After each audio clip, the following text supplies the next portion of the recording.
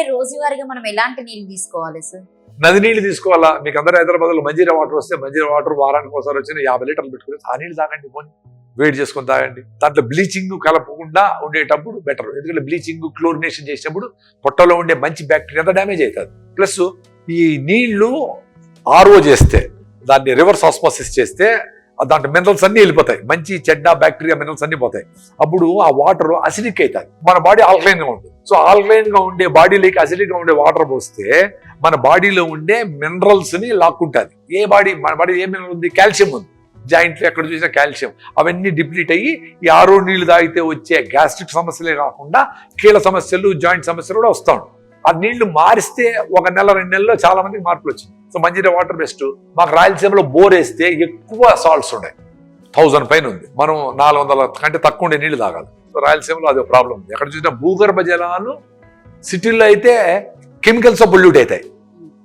మాకైతే అక్కడ లోపల ఉండే జియలాజికల్ కండిషన్స్ ను బట్టి ఆ సాల్ట్స్ అన్ని వర్షం నీళ్లు పోయేటప్పుడు దిగుతా పోయేటప్పుడు కరుగుతా వస్తాయి.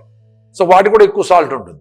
ఆ నీళ్ళు కూడా మంచిది కాదు. అందుకే TDS మీటర్ పెట్టుకొని 100 నుంచి 200 వరకు ఉండే నీళ్లను మీ బోర్లు ఏదైనా ఉంటే తాగితే మీ సర్పంచులు పంచాయతీలు 200 అవుతుంది. TDS టోటల్ డిజాల్వ్డ్ సాలిడ్స్ ఆ మీటర్ పెట్టుకొని చేసుకొని అవి తాగమంటే మంచిది. నల్గొండలో అయితే 5000 5400 తాగాల, 5000 ఉంటుంది. ఆ నీళ్ళు తాగకూడదు. అందరికి తెలుసు ఇప్పుడు నల్గొండలో అందరికీ స్కెలిటల్ ఫ్లోరోసిస్ వచ్చి అందరికి బెండ్ అయిపోయి ఎముకలన్నీ డ్యామేజ్ అయినాయి కదా.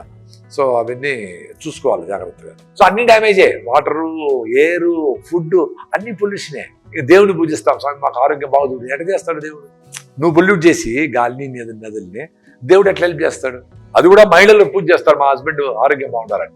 వీడు సిగరెట్ తాగి మందు కొట్టి పడిపోయింటే ఈమె పూజ చేసిందని స్వామి నాయన మీ భారత చేస్తా ఉందని చెప్పి రెడీ చేసి ఎట్లా పంపిస్తాడు?